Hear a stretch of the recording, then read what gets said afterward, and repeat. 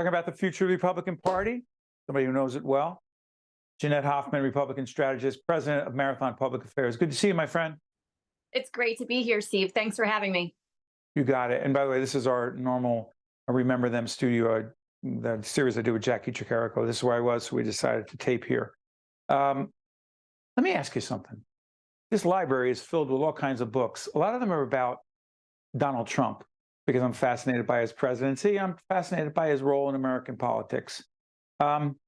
Is the Republican Party, quote, the party of Donald Trump in 2023? And by the way, we're taping on the 21st of March. We don't know exactly how things are going to play out in New York with the district attorney in Manhattan. Let's just say that. Please, Jeanette. Or in Georgia. Go ahead. Yeah, I mean, listen, he is an interesting guy. He's a big figure in the Republican Party. He dominates the headlines as we speak, right? Everyone wants to know what's going to happen to him. He's playing into the media's hands for sure. He is an expert at communications, like him or not, right? I don't think he is the future of the Republican Party, Steve. I think his time has passed. I think timing is everything in politics right now. And I think the American people are tired of the roller coaster that is Donald Trump. I think they're tired of the Biden administration as well, but I think they want their lives to go back to normal. I think, after COVID, people just want to work.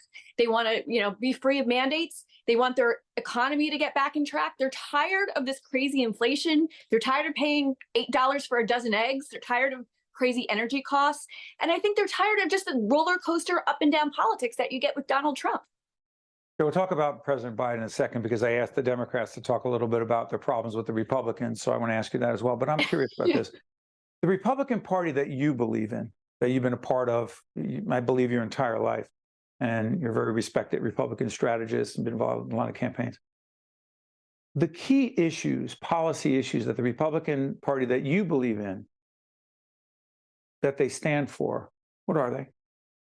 It's freedom, it's opportunities, less mandates on government, the opportunity to be an entrepreneur. Less mandates from government? Yes, I'm sorry, less mandates from government on businesses. Hold on, Jeanette, I got to stop you right there. Does that include less regulation with regional banks? With regional Well, all right, well, that was a failure of the bank and the board of directors there, Steve. I don't know what was going on with that bank. Okay, you're separating that from Dodd-Frank. You're separating that from federal government regulation. You're separating that from the role of the Fed. You're saying it was that bank, even though there are a couple other banks as well. And again, we're taping on the 21st of March. Let's hope that's the way it stays. You don't believe that's a government... I don't want to get into particular banking issues, but in general, I think businesses need less regulation, not more. I don't think businesses should be strangled by red tape. I think lower taxes helps everybody. I think New Jersey has a huge affordability problem, and I think higher property taxes are strangling our residents. A lot of people can't afford to live here anymore, Steve. What's your biggest beef as it relates to that with Democratic Governor Phil Murphy? It's frustrating. I mean, he's been governor for how many years now? This was his fifth or sixth budget that he's proposed. He's increased spending by 53%, and he's done nothing to make New Jersey more affordable. I live in a school district that's going to get their school funding cut. 200 school districts are going to get their school funding cut. You know what that's going to happen? It's going to raise property taxes. So, well, the governor has the anchor. Sorry for interrupting, Jeanette. The governor will say, and as he said to me in several interviews, we got the anchor property tax program that provides property tax relief for certain people. I'm not sure if you fall into that category. Certain people, no. What's your response? What's that? No, I don't fall into that category, and a lot of my neighbors don't. And it's a gimmick, Steve. It's not reforming property taxes, and they continue to escalate. The average property tax bill for New Jersey homeowners in the state is now $9,000, the highest in history. So Governor Murphy's doing nothing to reform property taxes. What would the Republicans do? Say the Republicans took control of the governorship in 2025, took control of the legislature, one or both houses. What would be dramatically different? The first thing they would do is reform that whole school funding formula, which is antiquated, right? So some districts get a ton of money, like Jersey City. Jersey City is doing very well right now. They should not be an Abbott district. And some more rural suburban districts, they get hardly anything. So you got to switch that up. You got to start there. You got to start from the very beginning with the school funding formula. And there's been other ways. Governor Christie, like him or not, he worked for the Senate president. He got a 2.0 cap. That helped a little bit, but you have to go further. 2.0, 1 second, explain to people what that cap means. That means that municipal spending can only rise to 2%. So you had to work within your municipal budgets in towns to keep that budget within 2%. So property taxes really couldn't escalate that much. Really, it was a small reform, but it did something. So property tax bills couldn't escalate as quickly as they were rising. Jeanette, there are times that I want to ask you about this because I asked the Democrats a little bit about media, so I want to ask you as well. You're a media professional. You've been a commentator for a long time, a lot of different places. You've done this work, and you've been with us many times. The role of Fox News to provide intentionally misleading disinformation regarding the 2020 presidential election and the aftermath of it, that they knew was incorrect, but in sworn testimony in the case involving the Dominion voting machines, they had to tell the truth. Yeah. And in fact, the chairman of Fox News, Rupert Murdoch, made it clear that he knew they weren't telling the truth, but it's been argued that they were doing that because they didn't want to piss off or peeve their viewers. So you told them, I mean, you know the rest. I mean, what about that? Yeah, it's really upsetting to me, Steve. I grew up in a time, and I think you grew up in a time where, we watched the news and we took those journalists' word as facts, right? And everything was fact checked and everything we believed was correct. And then, you have these cable channels that are now infotainment, right? It's not there for the news. They say so themselves. They're an entertainment channel, that these shows are there for entertainment. And, if you looked at Tucker Carlson's text messages, they said, look, our stocks are plummeting. I mean, that's what they're there for, to make money. He also said that Donald Trump, I think he called, I said, I don't even want to go into the details, but did not respect him, didn't like him, thought he was an idiot, blah, blah, blah. But on the air said something very different. Now, here's my question. Do you just throw CNN, MSNBC, those of us in public broadcasting, we're all in the same lot in this?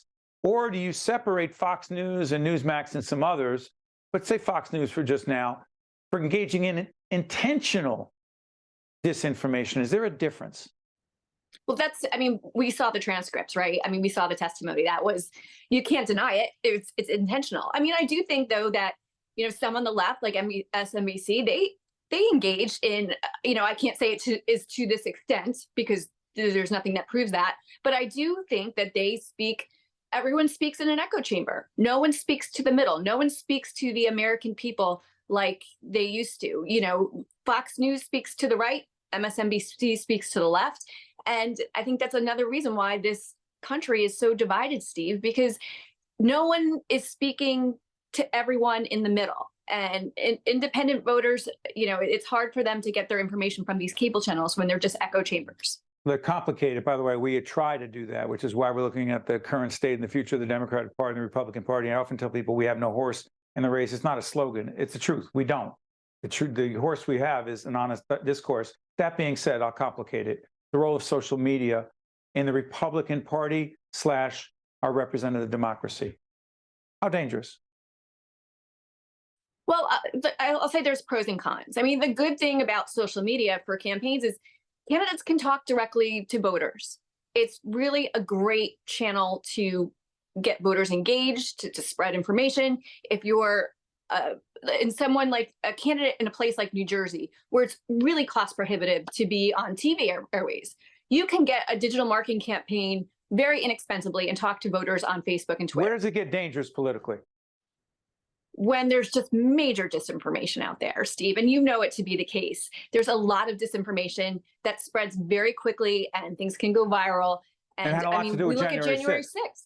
Yeah. That's January a perfect 6th information, the was perfect fueled, example.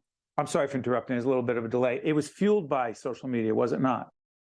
Absolutely. And that's where things get dangerous. And the disinformation about the election results, I think, really spread very quickly over social media. Before I let you go, Jeanette, for you, for a strong, moderate Republican in New Jersey, what degree do you believe there's a place for you in this party, in your party? Listen, I think the Republican Party is strong. I was a Republican before Donald Trump was a Republican. I remind people. He was a Democrat, Steve. He was one of you guys. No, But I have not no you. horse in I'm the sorry. race. Go ahead. He was a Democrat. And I'll say the New Jersey Republican Party is alive and well. Republicans picked up 7 seats in the state legislature in 2021. A lot of them were women. There are more Republican women in the New Jersey Assembly Caucus today than ever before. And I think there's a great new Republican districted map for New Jersey. And I think we're going to pick up more seats because we talk about here in New Jersey the issues that matter to people: school funding, property taxes, crime, reform. So all of those issues matter. When we talk about affordability, when we talk about reforming crime and our schools and things like that, that's when Republicans win because we're just better on those messages. That's Jeanette Hoffman, Republican strategist, president at Marathon Public Affairs. Thank you, Jeanette. Thanks for having me, Steve. Thanks for watching us. I'm Steve Adubato. See you next time. State of Affairs with Steve Adubato is a production of the Caucus Educational Corporation. Funding has been provided by Holy Name, Seton Hall University, PSC&G, Robert Wood Johnson Foundation, NJM Insurance Group, New Jersey Sharing Network, Delta Dental of New Jersey, Wells Fargo, and by the Adler Aphasia Center. Promotional support provided by NJ.com and by New Jersey Globe. Hello, I'm Dr. Luke Ironman, a family medicine specialist at Holy Name. When was your last visit to your primary care doctor? Throughout the pandemic, many patients have put off their annual physicals and screenings, but preventative health care is critical for early detection of illnesses and to avoid future health problems. Your doctor can also help you develop a wellness plan to achieve your personal health goals. Your health can't wait. Be proactive and talk to your primary care doctor today about scheduling your annual physical.